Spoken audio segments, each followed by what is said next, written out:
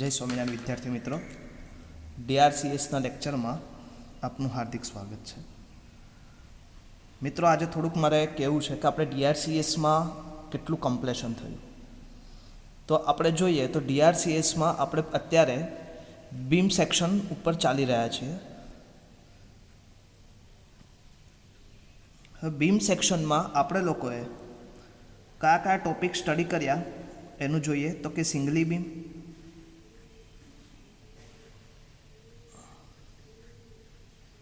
singly reinforced beam,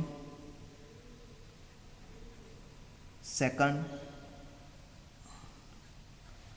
doubly reinforced beam,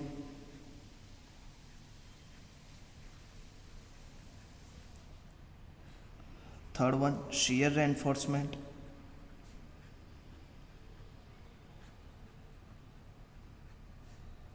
shear reinforced steel अथवा तो સ્ટીરપ્સ। હવે મિત્રો, આજે આપણે છેલ્લો એક ટોપિક, હવે સાથે સાથે આ બીમમાંની અંદર આપણે ઓલરેડી એક બીમ ઓર ભણ્યા હતા કે જે હમણાં નેક્સ્ટ ટાઈમ આપણે પૂરું કર્યું, ટી બીમ। અને આજે આપણે ભણવું છે, આજનો આપણો લેક્ચર થશે એ મોસ્ટલી થશે ડેવલપમેન્ટ લેન્થ, LD। હવે મિત્રો, પહેલાં તો આપણે એક સમજીએ કે સર ડેવલપમેન્ટ લેન્થ એટલે શું। એક ક્વેશ્ચન થાય તમારા માઇન્ડમાં કે સાહેબ ડેવલપમેન્ટ લેન્થ શબ્દ કઈ જગ્યાએ યુઝ થતો હશે, કે પહેલી વખત આપણે સાંભળ્યો હશે એટલે એવું થાય। તો કે ડેવલપમેન્ટ લેન્થ વિશે વાત કરીએ આપણે તો કે ડેવલપમેન્ટ લેન્થ LD આ ફેનોમેના તમે ઘણી બધી વખત જોયો છે, પણ તમે એની ઉપર કોઈ પરફેક્ટલી ધ્યાન ના દેતા, એ તમારા નજરમાંથી જતો રહ્યો છે। હવે તમે બધાએ કોન્ક્રીટ સ્ટ્રક્ચરનું એનાલિસિસ અને ડિઝાઇન શીખી ગયા, સિંગલી રેન્ફોર્સનું એનાલિસિસ ડિઝાઇન, ડબલી રેન્ફોર્સમેન્ટનું એનાલિસિસ ડિઝાઇન, શીયર રેન્ફોર્સમેન્ટનું ડિઝાઇન, ટી બીમનું એનાલિસિસ, કેમ કે ડિઝાઇન તમારા સિલેબસમાં નથી, તો તમે ઓલરેડી આ બધી વસ્તુ તમે એનાલાઇઝ કરી દીધું। હવે ડેવલપમેન્ટ લેન્થ એટલે શું થાય તો ધ્યાન રાખજો, two transfer design force from steel to concrete, to transfer the design force, to transfer the design force from steel to concrete, to transfer the design force from steel to concrete, and same as it is concrete to steel, vice versa. The reinforcement is anchored or embedded, ખુલ્લો છેડો કહેવાય ને, embedded, એને embedded કહેવાય। તમે ઘણી વખત જોયું હશે કે ધાબુ તમે ભર્યું હશે તો કોઈ રો હાઉસ મકાનના સ્લેબ ઉપર તમે અમુક સ્ટીલ શું કર્યા હશે, ખુલ્લા રાખ્યા હશે બાજુમાં। ધાબુ તમારી બાજુ ભરી દીધું હશે પણ બાજુવાળાને ત્યાં અમુક સ્ટીલને તમે ખુલ્લા કરેલા હશે, તો કે આ જે સ્ટીલ કે જે તમે ખુલ્લું મૂકેલું છે that is embedded steel. The reinforcement is anchored, anchored એટલે કે એને વાળી દેવું, otherwise embedded in concrete,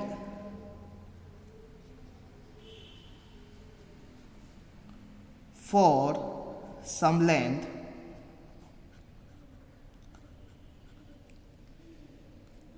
થોડીક લેન્થ સુધી। હવે આ બાયસેપ, આ મારો સ્લેબ છે, સમજો આ સ્લેબ હશે, અહીંયા તમે સ્ટીલ પ્રોવાઈડ કરેલું હશે, ઓકે। હવે આ તો મેં સીધું ડાયરેક્શનમાં, હવે આ ડાયરેક્શનમાં હું આમ ઊભું સેક્શનમાં જોઉં, આમ સેક્શન કરીને તો તમને આવી રીતે દેખાય।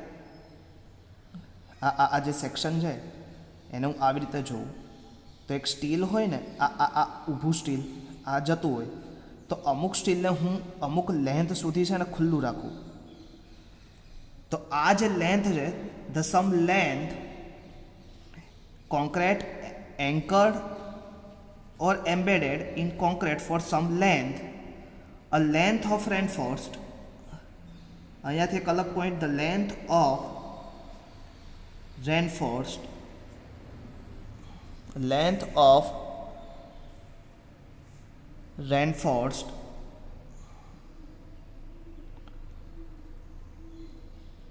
is embedded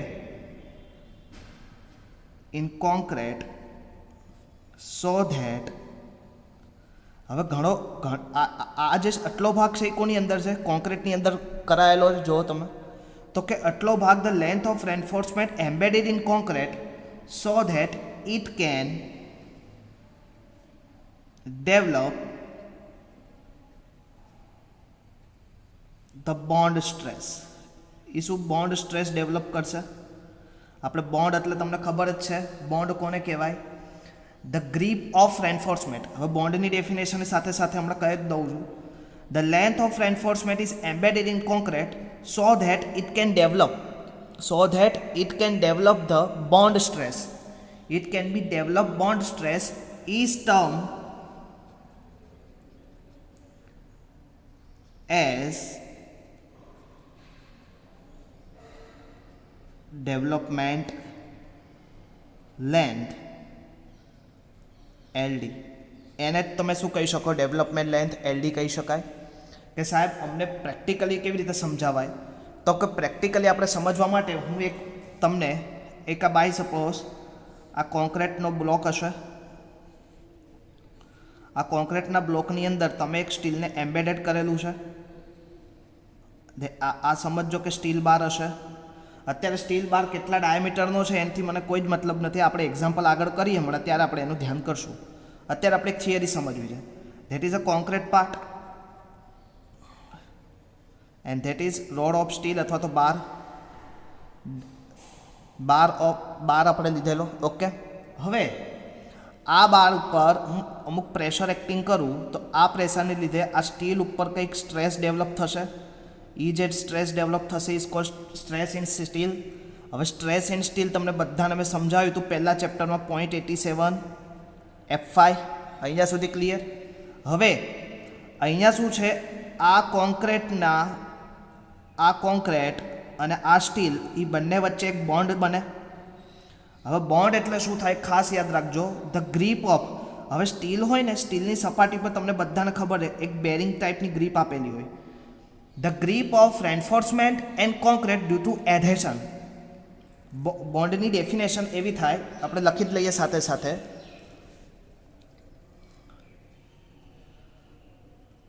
તમને પૂછાય જીટીયુમાં, the grip of the reinforcement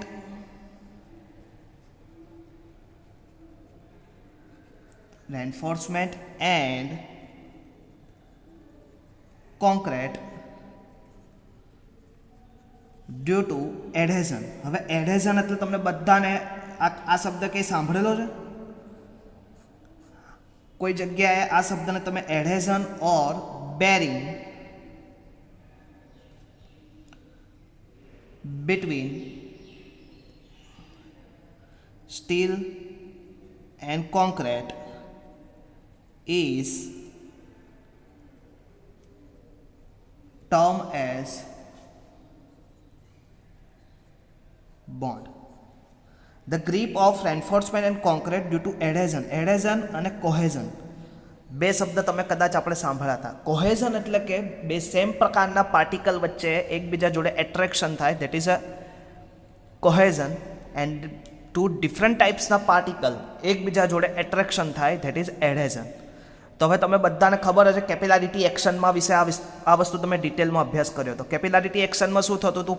કસનળીની tube અને પાણી વચ્ચે એક કેસમાં પાણી અને કસનળી વચ્ચે શું થયું? એટ્રેક્શન. અને સેમ એઝ ઇટ ઇઝ બીજા કેસમાં શું થતું હતું મિત્રો?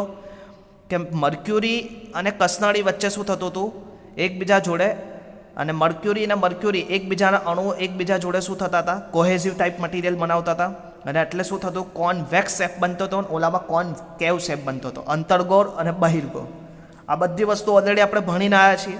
પણ અહીંયા એટલા માટે આ શબ્દની ચર્ચા કરું છું કે તમને એડહેઝન એટલે શું થાય કે બે ડિફરન્ટ ટાઈપ્સના મટીરિયલ, કેમ કે કોન્ક્રીટ અને સ્ટીલ બે જુદા જુદા ટાઈપના મટીરિયલ એકબીજા જોડે એડહેઝિવ રીતે, adhesive steel in concrete is term as bond. Clear થાય છે? ઓકે. હવે મિત્રો ખાસ grip of the reinforcement and concrete due to adhesion bearing between steel concrete is term as bond. યાદ રહેશે? ઓકે. હવે તમે જો અહીંયા કોન્ક્રીટનો બ્લોક આપેલો છે, આ સ્ટીલ રોડ, એની પર પી ટાઈપ્સનો force, stress in steel 0.87 F5 bar તમને પ્રોવાઈડ કરેલો છે, કોન્ક્રીટ બ્લોક્સ આપેલો છે. ઓકે. હવે ફરીથી થોડુંક આ ઉપર આવી જઈએ. અહીંયા શું થાય છે મિત્રો કે સ્ટીલના રોડ અને આ આજુબાજુના કોન્ક્રીટ વડે એની જોડે શું થાય? બોન્ડ થાય છે, બોન્ડ ડેવલપ થાય. તો કે આ બોન્ડ કેટલો ડેવલપ થાય તો યાદ રાખજો ટાઉ બીડી. કેટલો ડેવલપ થશે મિત્રો? Tau BD. ઓકે. હવે આ જે અહીંયા તમે જો એની લેન્થ કેટલી છે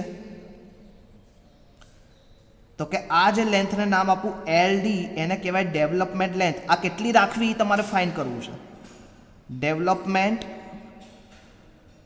લેન્થ. હવે મિત્રો એ જ ફાઇન કરવું કે તમારી એ ડેવલપમેન્ટ લેન્થ કેટલી રાખવી છે. ક્લિયર છે? હવે ડી એટલે કે તમને બધાને ખબર diameter of bar. D is equal to diameter of bar. Okay. And sigma S stress in steel. Okay. હવે તમે મને કહો કે આ બારનું તમને સર્કમ્ફરન્સ શોધવાનું કહે તો કેટલું થાય તો કે pi into D. Okay. Pi is equal to pi into D. Clear? હવે આવી રીતે ના લખવું હોય તો તમે આવી રીતે લખો 2πr, આવી રીતે તમે લખતા હતા કદાચ, પણ અત્યારે આપણે શું લખશું? પાઈ ઇન્ટુ ડી. હવે આનું ટોટલ મારે વોલ્યુમ ફાઇન કરવું હોય તો શું થશે? એરિયા ઇન્ટુ લેન્થ, એ ઇન્ટુ એલ. તો આ બાજુનો ભાગનું તમને એ ઇન્ટુ એલ કરું તો પાઈ આનું સર્ક્યુમફરન્સ તમને કેટલું મળ્યું છે? પાઈ ઇન્ટુ ડી. એરિયા કન્સિડર કરીએ આપણા બારનો તો શું થાય? પાઈ into D into L. Okay.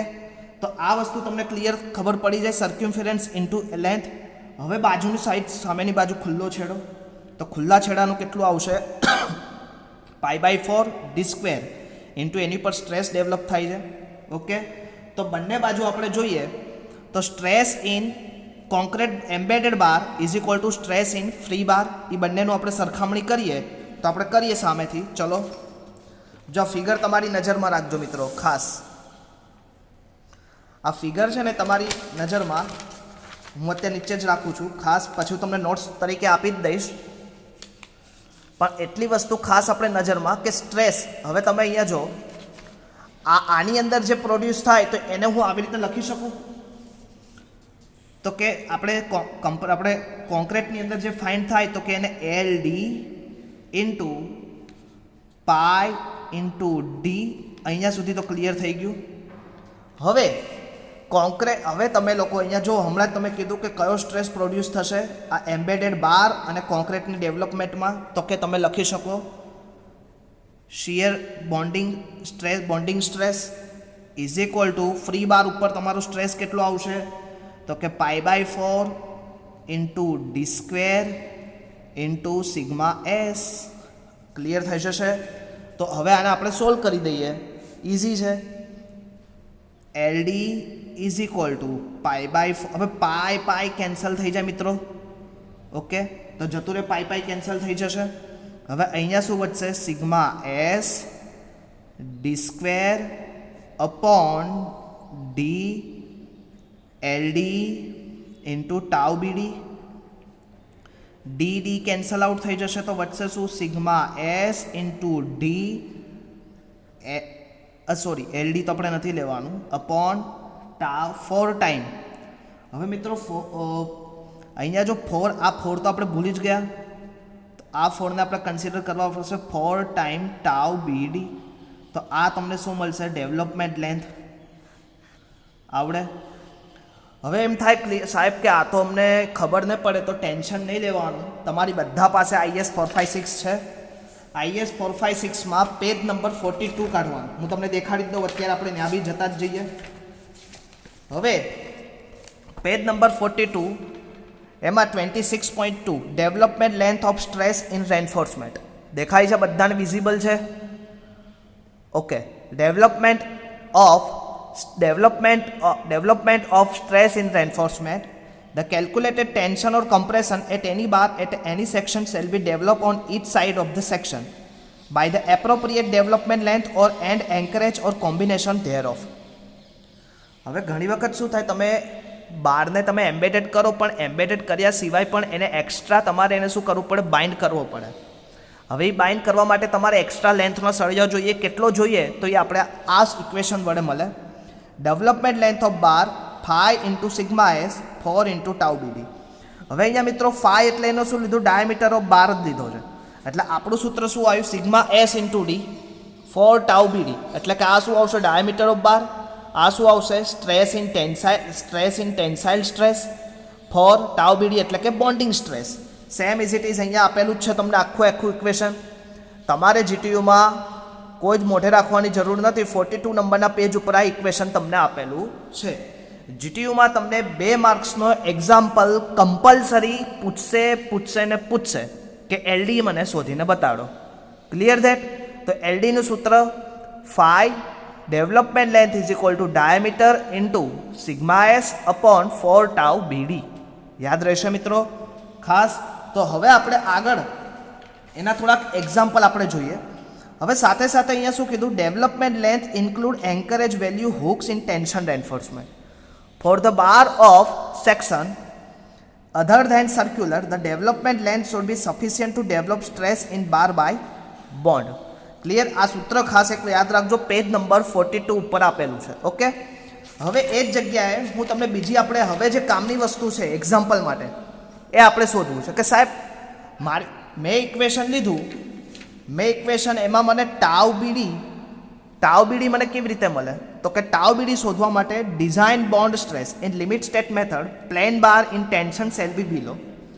જો ગ્રેડ ઓફ કોન્ક્રીટ M20 હોય તો તમારે બોન્ડિંગ સ્ટ્રેસ કેટલો આવશે, ટાઉ બીડી 1.2, M25 હોય તો 1.4, M30 હોય તો 1.5, M35 હોય તો 1.7 એન્ડ M40 હોય તો 1.9. મિત્રો ખાસ એક વસ્તુ જેટલું અહીંયા કરીએ છીએ એટલું સાથે સાથે કરતા રહેજો. જો સાથે સાથે કરતા રહેશો ને તો એના ઘણા બેનિફિટ થશે. તો શું એટલીસ્ટ આપણને આવડશે, કેમ કે આ જ બધી વસ્તુ કન્સલ્ટન્સીમાં ખૂબ જ કામ લાગતી હોય છે. એટલે આપણે લોકો એવું સમજતા કે અમને તો શીખવાડ્યું જ નહોતું, પણ ખાસ આ બધા લેક્ચર જો તમે ડિટેલ ભણશો તો ઘણું બધું શીખવા મળશે. તો આ બધું ખબર પડશે, બોન્ડ સ્ટ્રેસ ફાઇન કરતા આવડી જાય. હવે હું લખ્યું છે form deform bar conforming IS 1786 this value shall be increase by 60%. જો તમે HYSD બાર પ્રોવાઈડ કરો છો તો તમારી બોન્ડિંગ સ્ટ્રેસ 60% જેટલી વધે. એટલે કે જો 100% સ્ટ્રેન્થ આપતું હોય તો એની સામે 60% વધે, એટલે કે 1.60 જેટલી વધે, 1.60 ટાઈમ. ધ્યાન રાખજો, આ પોઈન્ટને ખૂબ જ ઇમ્પોર્ટન્ટ લેજો. For development bar conforming IS 1786 ઉપરથી કીધું છે the value of shall be increase by 60%.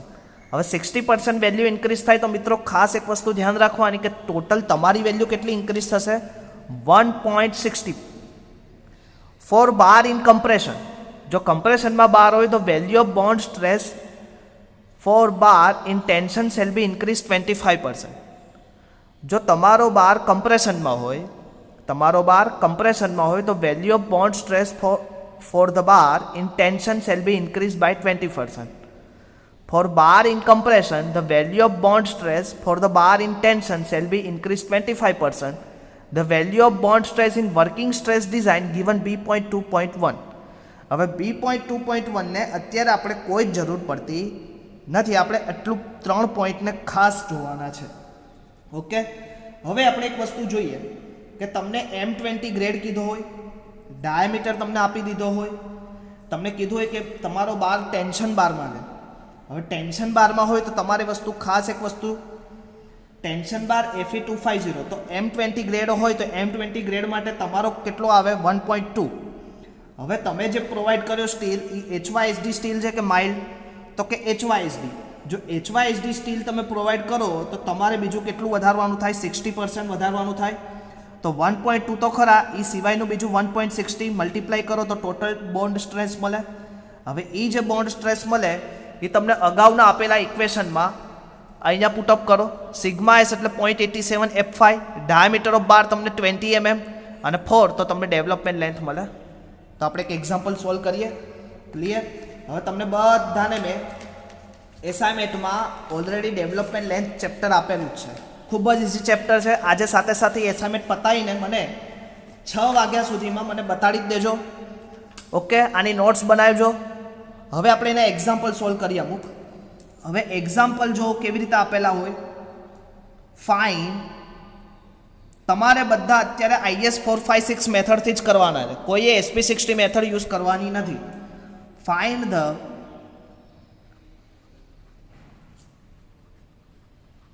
development length for 60 mm diameter bar for following cases. હવે ફોલોવિંગ કેસીસ આપેલા છે, ફોલોવિંગ કેસીસ આપણે સોલ્વ કરવાના છે. Okay, clear? હવે એમાં પહેલું આપણે લઈએ ફર્સ્ટ. સોરી, મારું ત્રાસું થોડુંક જાય છે, આઈ એમ સોરી, હું ધ્યાન રાખીશ. Clear that? First of all, M20 is a grade of concrete. Fe250 એટલે કે માઇલ્ડ બારનો ગ્રેડ. અને સ્ટીલ તમારું શેમાં છે? હમણાં જ આપણે જે એક્ઝામ્પલ લીધો તો એ જ એક્ઝામ્પલ ફરીથી આવ્યો, ટેન્શન બાર. ઓકે, હવે સૌથી પહેલાં તો શું શોધવાનું? આપણી પાસે ઇક્વેશન આપણા માઇન્ડમાં હોવું જોઈએ. ઇક્વેશન જો અહીંયા લખી જ નાખવાનું પહેલાં, પેજ નંબર 42 ઉપરથી. LD કયા પેજ નંબર 42 ઉપરથી ઇક્વેશન તમે લખી દીધું. LD ઇઝ ઇક્વલ ટુ, હવે તમને જે બોર્ડ ઓલામાં આપ્યું કોડમાં એ પ્રમાણે જ હું લખું છું, into sigma S upon 4 time tau BD. Okay, હવે ડાયામીટર તમને કેટલો આપેલો છે? 5. ખાસ એક વસ્તુ યાદ રાખો, ડાયામીટર તમને કેટલો અહીંયા કંઈ આપેલું છે? ડાયામીટર ઓફ બાર. હા, તો કે ડાયામીટર તમને કેટલો થાય? 60 mm. સિગ્મા એસ તમને કંઈ કીધું છે તો સિગ્મા એસ કેટલું આવે? 0.87 F5. 0.87 F5 કેટલું આપેલું છે મિત્રો? 250. તો એનો કંઈક આન્સર મળે ન્યૂટન પર mm². ટાઉ બીડી કેટલું આવે? તો કે ટાઉ બીડી તો મારે શોધવું જ છે. હવે ટાઉ બીડી M20 ગ્રેડ માટે તમે જોવા જાઓ તો IS 456માં કેટલું છે? તો જો સાથે સાથે M20 માટે 1.2, તો અહીંયા તમે પુટઅપ કરો 1.2 ન્યૂટન પર mm². હવે તમારે શું ફાઇન્ડ કરવું છે? ટેન્શન બાર. હવે તમારો સ્ટીલ અહીંયા ટેન્શન બારમાં હોય તો હિયર સ્ટીલ ઇન ટેન્શન બાર. હવે જો તમારું સ્ટીલ અહીંયા ટેન્શન બારમાં હોય તો મિત્રો ખાસ એક વસ્તુ યાદ રાખવાની. તો શું થશે તમારે? જસ્ટ મિનિટ મિત્રો, અહીંયા સ્ટીલ તમારું ટેન્શન બારમાં હોય તો એક્સ્ટ્રા કોઈ એન્ફોર્સમેન્ટની જરૂર પડે નહીં. તો સીધું તમે 5 કેટલું છે? 60. 0.87 F5 કેટલું આવશે તમારું? 250. 4 ટાઈમ ટાઉ બીડી કેટલું થશે? 1.2. તો તમે આનું મલ્ટિપ્લિકેશન કરીને મને કહો તો આન્સર કેટલો થાય છે? જો સોરી, 60 ઇન્ટુ 0.87 250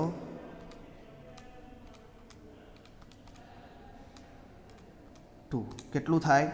આવ્યું મિત્રો 725 mm. વિઝિબલ છે ને? ઓકે, તો અહીંયા તમારે શું આન્સર આવશે? 725 mm તમારે શું જોશે? ડેવલપમેન્ટ લેન્થ જોશે. એવો એક ટેન્શન બારનો તમારે જાતે કરવાનો છે. હવે અહીંયા 250 હોય, મેં તમને પહેલાં જ એક વસ્તુ કીધું હતું કે 250 કરતાં નાનો કોઈ બી સ્ટીલનો ગ્રેડ હોય તો એને શું કન્સિડર કરવાનું? માઇલ્ડ સ્ટીલ બાર. ઓકે, હવે આ 250 કરતાં કોઈ મોટો ગ્રેડ હોય તો એને આપણે શેમાં લેશું? HYSD બાર. તો આપણે બીજો એક એક્ઝામ્પલ એટલા માટે ટ્રાય કરાવું છું એટલે તમને ખ્યાલ આવે. તો સેકન્ડ એક્ઝામ્પલમાં એવી રીતે કીધું છે, સાંભળો. M25 grade of concrete Fe415 grade of steel and તમારો રેન્ફોર્સમેન્ટ છે કમ્પ્રેશન બારમાં.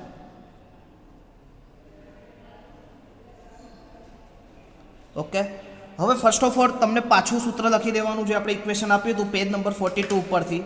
તો પેજ નંબર 42 ઉપરથી ઇક્વેશન તમે લખો LD is equal two 5 sigma S upon 4 into tau BD. Clear that? તો હવે 5 અહીંયા જો તમને ડાયામીટર ઓફ બાર તો ઓલરેડી મેં અહીંયા તમને કીધેલા જ હતા ઉપર કેટલા હતા 60 mm ડાયામીટર બાર. તો અહીંયા તમે પુટઅપ કરી દો 5 ઇઝ ઇક્વલ ટુ 60 mm. હવે સિગ્મા એસ એટલે કયું સ્ટ્રેસ થાય તમારું ટેન્સાઇલ સ્ટ્રેસ એટલે કેટલું આવશે 0.87 F5. તો 0.87 F5 તમે હમણાં જ ઉપર ફાઇન કર્યું હતું કેટલું આવ્યું હતું તો કે 0.87 ઇન્ટુ અત્યારે હવે અહીંયા કેટલું આવશે F5 415. તો જે આવશે તમારું શેમાં આવશે ન્યૂટન પર mm². Clear that? હવે આપણું છેલ્લું આવ્યું બોન્ડિંગ સ્ટ્રેસ ટાઉ BD. તો ટાઉ BD શોધવા માટે તમારે શું કરવું પડે અત્યારે તમને ગ્રેડ કયો M25 Fe415. હવે મેં હમણાં જ કીધું હતું કે 250 કરતાં કોઈ નાનો ગ્રેડનું સ્ટીલ હશે તો કેમાં આવશે માઇલ્ડ સ્ટીલ બારમાં આવશે અને 250 કરતાં મોટું સ્ટીલ એને આપણે શેમાં લઈએ છીએ HYSD bar. HYSD high yield strength deform bar. અને અલ્ટિમેટલી અત્યારે તમે જે સાઈડ ઉપર જશો તો જે સ્ટીલ આપણે યુઝ કરીએ છીએ બધું HYSD બાર હાઈ યીલ્ડ સ્ટ્રેન્થ ડિફોર્મ બાર જ આપણે યુઝ કરીએ છીએ. ક્લિયર? હવે ટાઉ BD ઓલરેડી ફરીથી આપણે IS 456 લઈએ. હવે IS 456માં અત્યારે તમને ગ્રેડ કયો આપેલો છે M25 વિઝિબલ છે. ઓકે, M25 ગ્રેડ માટે તમારું ટાઉ BD કેટલું આવશે 1.4. તો અહીંયા પુટઅપ કરો 1.4 ન્યૂટન પર mm². હવે જરા પણ ઉતાવળ ના કરતા હવે તમને શું કીધું છે બાર કમ્પ્રેશનમાં છે અને બાર કયો છે તમારો મને કહો ઓકે HYSD બાર. તો હવે તમને નીચેના 2 પોઈન્ટ મેં હમણાં જ્યારે થિયરી કરાવી હતી ત્યારે મેં કીધું હતું કે બાર ડિફોર્મ હોય તો તમારે કેટલી 60% BD શું થાય ઇન્ક્રીઝ થાય અને 60% ને તમારે પર્સન્ટેજમાં લખવું હોય તો તમારે શું કરવું પડે આને મલ્ટીપ્લાય કરવું પડે 1.6. ક્લિયર? અને સાથે સાથે હજી બી નીચે મેં વાત કરી હતી કે જો બાર તમારો કમ્પ્રેશનમાં હોય તો તમારી સ્ટ્રેન્થ બીજી કેટલી ઇન્ક્રીઝ થાય 25%. તો અહીંયા શું આવશે 1.25. તો આ ટોટલ તમારું શું થશે ટાઉ BD એ શું આવશે ન્યૂટન પર mm². તો અત્યારે આપણી પાસે કેલ્સી છે કેલ્સી લઈને બેઠા છો. ઓકે, તો શું આવશે 0.87 ઇન્ટુ 415 કરીશ તો મને શું આવશે 361.05 અને નીચેનાનું 1.4 ઇન્ટુ 1.6 ઇન્ટુ 1.25. તો ટોટલ આન્સર કેટલો થશે 2.8 ન્યૂટન પર mm². આ બધી વેલ્યુ પુટઅપ કરવાની રહી ખાલી અહીંયા. ફાઈ કેટલો હતો 60. સિગ્મા એસ તમે કેટલું લીધું 361.05. 4 ટાઈમ ટાઉ BD કેટલું આવ્યું 2.8 સોરી. હવે એનું મલ્ટીપ્લાય કરો 60 ઇન્ટુ 361.05 ડિવાઇડેડ બાય 4 ઇન્ટુ 2.8. તો કેટલો આન્સર આવ્યો 515.78. કેટલો આવ્યો જો બધા વિઝિબલ 515.78. ખાસ હું આ કેલ્સી એટલે બતાડું છું તો તમને ખબર પડે કે કેલ્સીમાં સર કેવી રીતે મેથેમેટિકલ કરે.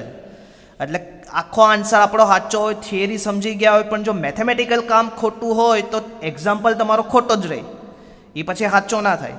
એટલે તમને થિયરી ભલે આવડતી હોય પણ મેથેમેટિક્સ ઇઝ મોસ્ટ ઇમ્પોર્ટન્ટ. એટલે આની ઘણી બધી પ્રેક્ટિસ ઘરે કરવી પડશે. તો કેટલો આન્સર આવશે 515.78. તો અહીંયા તમે પુટઅપ કરી દો 515.78 mm. ઓકે, તો આ 2 એક્ઝામ્પલ થઈ ગયા એઝ વેલ એઝ ટેન્શન બાર એઝ વેલ એઝ કમ્પ્રેશન બાર. ઓકે મિત્રો, હવે નેક્સ્ટ ટાઈમ હું એક્સ્ટ્રા લેક્ચર લઈને તમારું સ્લેબ પોર્શન પૂરું કરવાનો છું.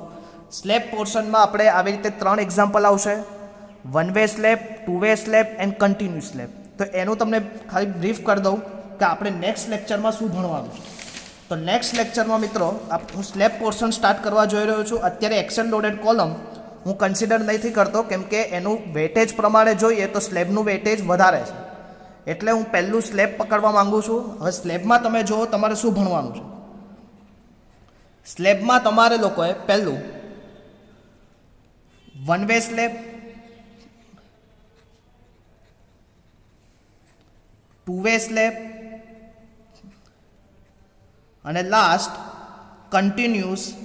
તમારા સિલેબસમાં આમ તો કન્ટિન્યુઅસ વન વે આવે અને કન્ટિન્યુઅસ ટુ વે પણ આવે, પણ તમારા ડિપ્લોમા સિલેબસમાં તમારે only for one way continuous slab તમારા સિલેબસમાં છે. તો આપણે આનો એક એક્ઝામ્પલ આનો અને ઓલરેડી આનો, અને મેં તમને એસાઇનમેન્ટમાં ઓલરેડી એક ડેટા આપેલો છે અને એ ડેટા પ્રમાણે સાથે સાથે હું કરાવતો જાઉં સ્ટેપ બાય સ્ટેપ. 2 દિવસ થશે મારે એક એક્ઝામ્પલ પૂરો કરતા. સ્ટેપની સાથે સાથે જેનું એક્સપ્લેનેશન કરતો જઈશ અને 4, 5, 6માં એ વસ્તુ ક્યાં આપેલી છે એ પણ હું સાથે લેતો જઈશ. તો ખાસ મિત્રો આની પછીના લેક્ચરમાં એક્સ્ટ્રા લેક્ચર હશે, એમાં તમારે સાથ આપવાનો છે અને સારી રીતે સારી એટેન્ડન્સે એ લેક્ચર એટેન્ડ કરવાનું છે.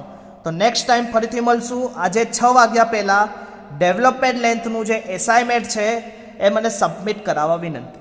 જય સ્વામિનારાયણ.